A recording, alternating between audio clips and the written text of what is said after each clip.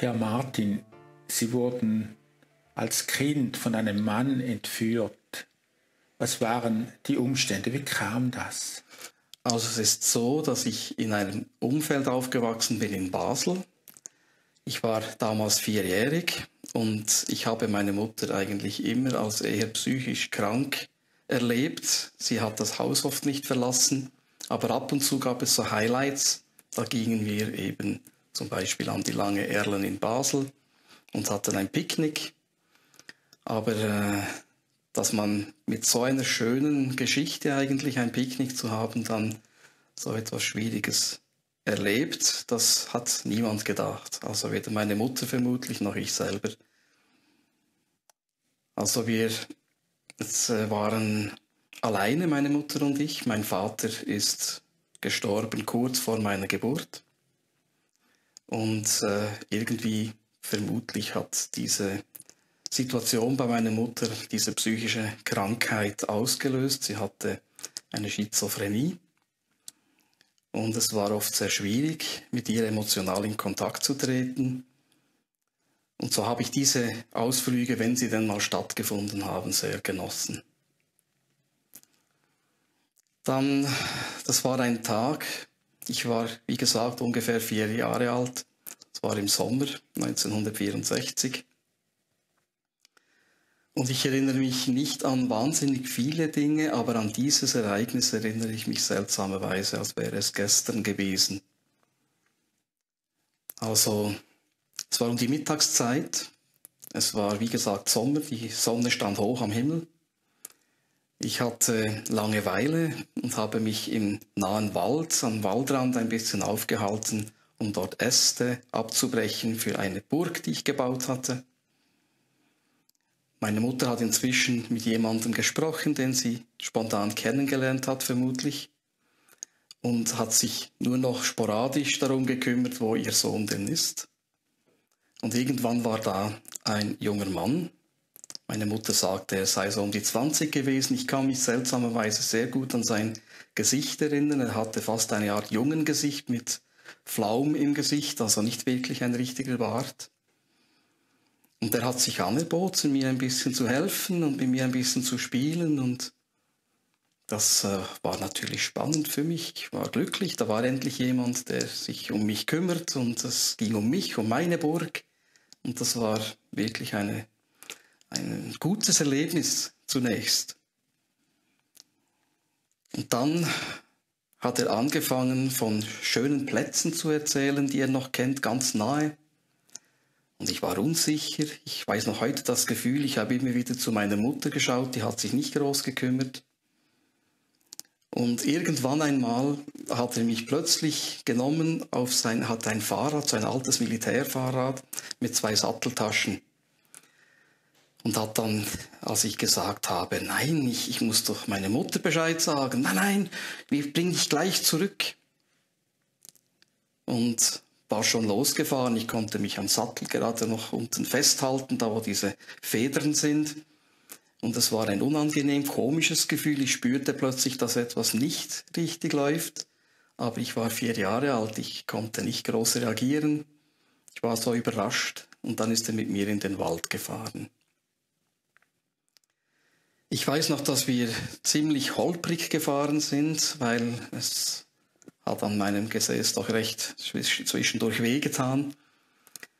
Und irgendwann hat er dann angehalten, mich vom Fahrrad gehoben und ist mit mir ein Stück Weg zu Fuß weitergegangen in ein ziemlich dichtes Unterholz. Und in der Mitte dort, also vermutlich hat er das schon vorbereitet, in der Mitte dort war dann eine Art kleine Lichtung. Nicht sehr groß vermutlich. Wie gesagt, ich war klein, da sieht sowieso alles größer aus. Und dort hat er eine Decke ausgebreitet, vorhin habe ich die nicht gesehen, also vermutlich war die schon dort. Und hat mir dann die Kleider weggenommen. Die Details sind wahrscheinlich nicht ganz so interessant, was dann passiert ist. Ich weiß nur noch, ganz spontan hatte ich plötzlich den Einfall, ihm auf eine Frage zu antworten. Meine Mutter würde da immer mit einer Salbe ein bisschen helfen, dass die Rötung am Po weggeht. Und er hat mich dann bedroht, ganz deutlich gesagt, du bewegst dich nicht weg, du bleibst hier liegen, ich komme gleich wieder, ich gehe nur zu meinem Fahrrad und hole eine Salbe. Und kurz darauf, als ich ihn nicht mehr gesehen habe, ist etwas passiert, was ich nie vergessen habe und bis heute nicht erklären kann. Ich hörte eine Stimme, die mich beim Namen nannte. Also sie sagte mir, Charlie, steh auf, lauf. Und ich bin überzeugt, ich hätte mich keinen Millimeter dort bewegt. Ich hätte alles über mich ergehen lassen, was dann gekommen wäre. Und ich weiß glücklicherweise nicht, was dann gekommen wäre. Aber es wäre sicher nicht toll gewesen. Also ich bin froh, dass dieses Ereignis passiert ist. Ich habe mich dann erhoben, nackt wie ich war, und bin durch den Wald in die andere Richtung gelaufen und sah etwa, schwer abzuschätzen, wie gesagt, ich war klein, aber es war bei den untersten Ästen der Bäume zu rechter Hand, vielleicht 10 Meter entfernt, wenn ich heute schätzen müsste. Und da war ein sehr helles Licht. Und das Licht war so hell, dass ich zuerst glaubte, es sei die Sonne. Und aus diesem Licht kam die Stimme, die mich aufforderte, weiterzulaufen, wenn ich vor lauter Neugier langsam wurde und anfing, das Licht anzuschauen und zu sehen, was ist das? Und ich wurde dann immer wieder aufgefordert zu laufen, etwa 3-4 Mal. Ich kann mich erinnern, dass wenn ich um Bäume herum gelaufen bin und wahrscheinlich damit ein bisschen die Richtung geändert hatte, das Licht ist immer an der gleichen Stelle geblieben, immer etwas schräg rechts von mir, ziemlich nahe dem Waldboden. Ich weiß nicht, ob ich zwischendurch Umrisse gesehen habe, da bin ich mir nicht mehr sicher. Aber ich habe eine wunderbar warme Stimme gehört, die gleichzeitig keinen Zweifel offen ließ, dass ich genau das tun muss, was sie sagt. Und vielleicht hat auch dazu beigetragen, dass ich beim Namen genannt wurde, dass ich einfach Vertrauen hatte. Und ich bin dann an einem Ort aus dem Walde gekommen, wo meine Mutter mich mit diesem fremden Mann und ein paar anderen Leuten, die sie da organisiert hat, fälschlicherweise gesucht hat. Es ist so eine Art Spielplatz gewesen und die waren natürlich alle erstaunt, dass ich da plötzlich nackt aus dem Wald gerannt kam. Habe da erzählt, was passiert ist, bis auf dieses Erlebnis. Nur das mit dem Mann habe ich erzählt. Das andere, da war ich so beeindruckt irgendwie, ich habe gar nicht mehr darüber geredet, sehr lange nicht. Also meine Mutter hat das lange nie mitbekommen, was da passiert ist. Als Sie die Stimme zum ersten Mal hörten, haben Sie da schon das Licht gesehen? Nein, sie war hinter mir. Ich bin am Boden gelegen und habe gesehen, wie der Mann weggelaufen ist. Und die Stimme war hinter mir und in diese Richtung bin ich dann auch gelaufen. Das war wie eine Art Wegweiser, aber das Licht habe ich erst gesehen, als ich dann mich in diese Richtung gedreht hatte und das Unterholz dort durchbrochen hatte. Dann sah ich das Licht, vorher habe ich es nicht gesehen. Könnte man diese Lichtgestalt als eine Art Schutzgeist bezeichnen? Das ist eine gute Frage, das habe ich mir auch schon überlegt. Es gab einige Zeit, da habe ich gedacht, es könnte mein Vater gewesen sein, der zurückgeschickt wurde, um mich da zu retten. Das war so eine Idee. Eine andere war dann später, es wäre ein Engel gewesen, der mir geholfen hat. Ich kann es nicht mit Sicherheit sagen. Ich weiß nur eines. Das Gefühl, das ich hatte, war von wirklich Liebe umgeben zu sein in diesem Moment und von einer Autorität, der ich nicht gewagt hätte zu widersprechen, weil ich wusste, das geschieht zum Guten, ohne dass ich das intellektuell damals hätte erfassen können. Also, was mich vor allem eben immer beeindruckt hat, ist dieses starke Gefühl, dass ich getragen wurde, dass ich da nicht alleine war. Und ich habe mich vorher absolut alleine gefühlt dort auf dem Waldboden. Und auch bei meiner Mutter eigentlich habe ich mich alleine gefühlt, weil sie ja mit sich beschäftigt war in erster Linie und ihrer Krankheit. Und mit diesem Mann an diesem Tag statt mit mir. Und dann kommt jemand, der mir verheißt, etwas ist gut, etwas wird schön heute, und dann entpuppt sich der als Bösewicht.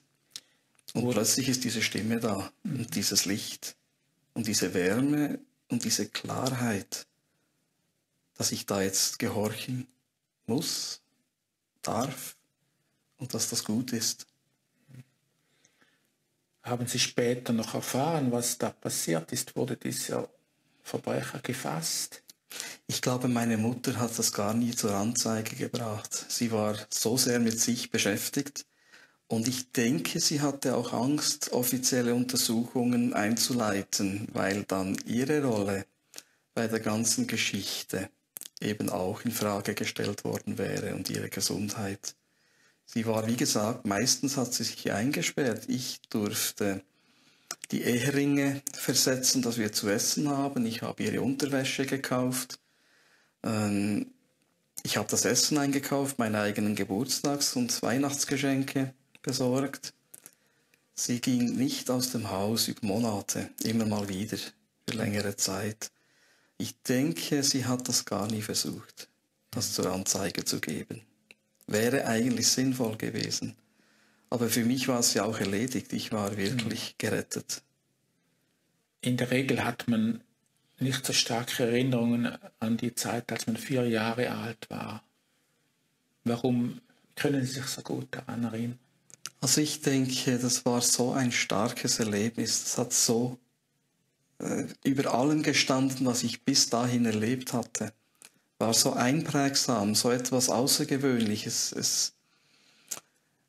Das kann man nicht vergessen. Ich habe mit der Zeit aber auch immer mehr Details in Erinnerung bekommen. Anfangs war es wirklich nur das Licht, die Stimme. Ich dachte zuerst, es sei die Sonne. Später kam der Intellekt dazu und hat mir klar gesagt, die Sonne kann es gar nicht gewesen sein. Die war hier oben, ganz hoch am Himmel. Und ich bin mir heute eben nicht mehr ganz sicher. Ich denke, ich habe eine kleine Silhouette gesehen, aber ich kann es nicht beschwören. Aber eines weiß ich sicher, diese Stimme war so deutlich, so klar, dieses Licht so wunderschön hell. Also wenn der Himmel in dieser Art und Weise aussieht und dieses Licht ausstrahlt, werde ich mich dort sicher wohlfühlen. Was für Auswirkungen hatte diese Erfahrung auf Ihr weiteres Leben? Da muss ich auch ein bisschen ausholen. Meine Mutter war, wie gesagt, sehr krank und wurde dann irgendwann, weil ich, als ich in die Schule ging, sehr oft gefehlt habe, wurde sie untersucht, wurde abgeholt, wurde dann in eine Klinik verbracht. Man hat sie als Schizophrenie mit Verfolgungswahn diagnostiziert. Ich wurde dann in ein christliches Heim gebracht und da beginnt eigentlich die eigentliche Wirkung auf mein Leben.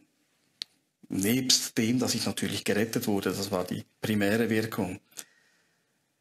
Aber dieses Heim war bei allem, was ich schon vorher nicht unbedingt optimal erlebt hatte. Ich meine, ich wurde nicht so betreut. Ich war oft draußen. Ich habe als Straßenkind fast alles erlebt.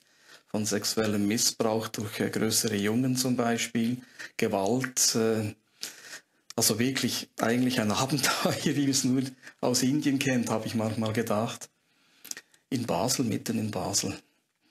Und da war niemand, der geholfen hätte, niemand, der da war, bis auf plötzlich eben diese Behörde, die dann meine Mutter abgeholt hat, uns dann auseinandergerissen hat. Und es war trotz allem für mich natürlich schlimm. Sie war meine einzige Bezugsperson in diesen Jahren.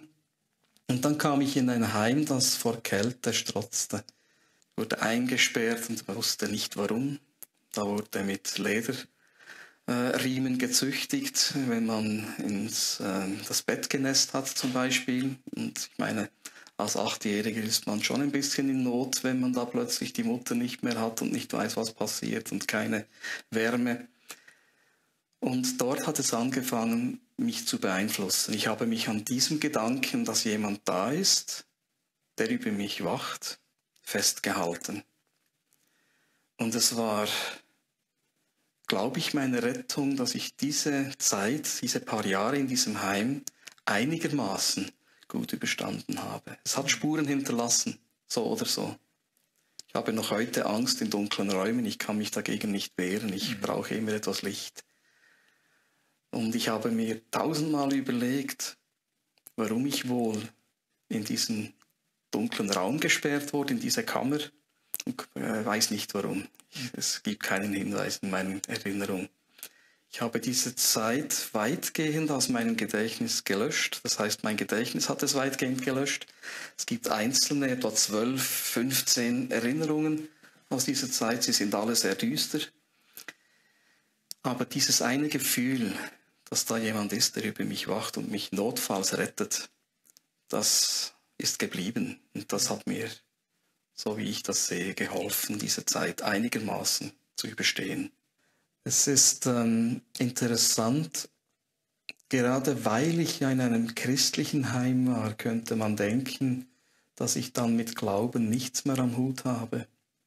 Aber eben auch da hat dieses Erlebnis besonders gewirkt. Ich konnte aus irgendeinem Grund früh schon differenzieren, was Menschen tun und was das Göttliche tut. Und das Göttliche hat mich geschützt, hat mich gerettet, hat auf mich geschaut. Die Menschen haben das Gegenteil gemacht. Und auch wenn sie christlich orientiert waren, war es für mich dann kein Problem, das zu trennen und mich trotzdem im Gebet bis heute immer wieder an Gott zu wenden und mich diese Führung anzuvertrauen. Und das hängt auch mit diesem Erlebnis zusammen. Es ist für mich immer wieder beeindruckend, wie so etwas ein ganzes Leben trotz allen Hindernissen und allen Unbilden, die gekommen sind, geprägt hat.